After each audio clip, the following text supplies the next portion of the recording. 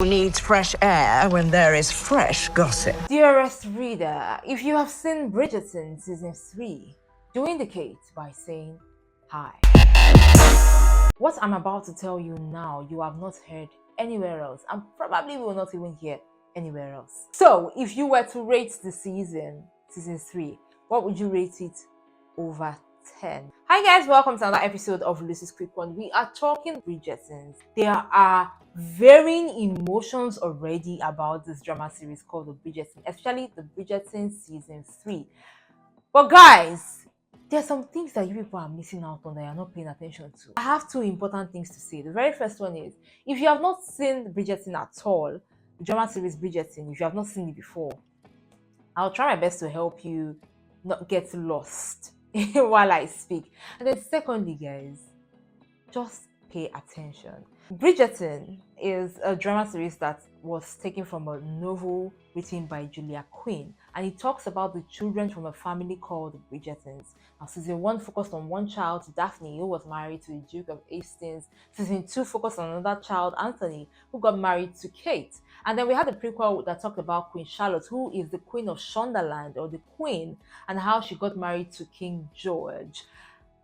However, season 3 is one season that a lot of people have been expecting, because this love story has started from season 1. And that's because one of the characters, or one of the major characters of this drama series, is a lady called Penelope, who I would like to call Pen. And this lady had a crush on one of the children of the Bridgertons, which is Colin. And from season 1, we followed it all up until season 3, where their love story unfolds. Now, season 3 talks about the love story between Colin and Penelope. And to be very honest, when I watched the very first 4 episodes of season 3, I was not impressed. The reason I wasn't impressed was because I just feel like there was much more to the love story between Colin and Penelope for us to now be finding out that they are already in love by the end of episode 4. I feel like they realizing that they were in love with each other, or Colin finally realizing that he was in love with Penelope, was rushed. That's what I felt. However, the producer still had more in store. Now, the latter part in summary talks about revealing who Lady Whistledown is, as well as the marriage of Colin and Penelope and that of Francesca and her man. Now, guys, personally, I felt that Lady Whistledown's identity should have never been revealed.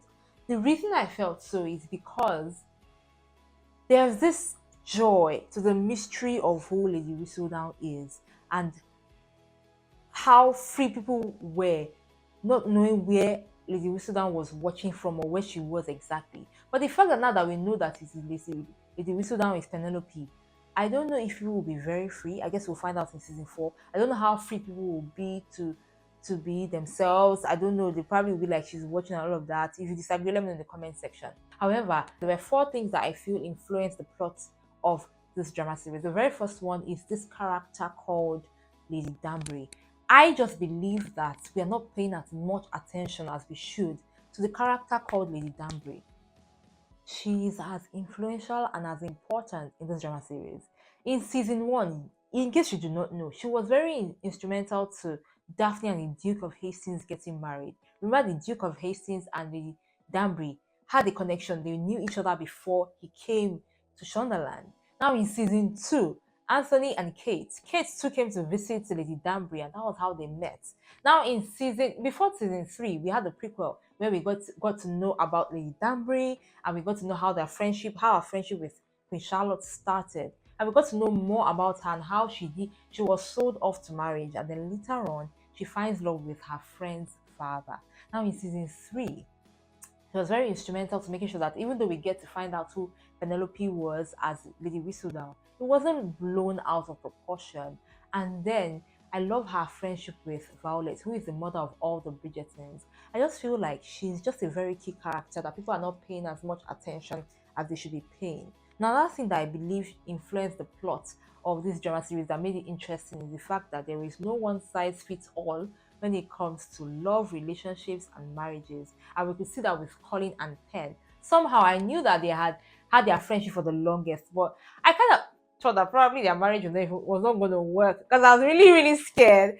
And I just loved how it turned out at the end of the day to show that, despite the fact that Colin was mad at Penn, he still went down that road and he still fought for her regardless. And then when it comes to Francesca as well, it wasn't the kind of love story we would kind of like expect somehow. But I don't know, I still have an eyebrow about Francesca and her man, honestly, because I don't know if their marriage would work. The reason I say so is because at the end of the season, we can see Francesca getting introduced to her husband's cousin. And then obviously the cousin doesn't know her. I'm like, if you're married to somebody, how is it that the cousin wouldn't know you? How would your family not know you? I'm scared that somehow her husband didn't tell his family about Francesca, and Francesca has carried her bag to Scotland. We'll find out more in season 4, I believe. Another thing that influenced definitely this drama series or the plot, I would say, is love. And in as much as there are certain scenes that I do not agree with, and I feel like the novel in itself was kind of tampered with in a way. Of course, there's no way they will copy everything from the novel verbatim into the drama series.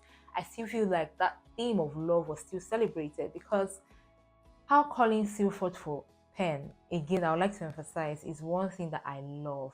The last thing that I believe influenced the plot of this drama series is the fact that Penn in the 1800s signified that kind of woman that stood up for herself, helped to liberate women in a way, in the sense that it gave them a reason to dream and believe and have dreams outside just being a mother, outside just being a wife.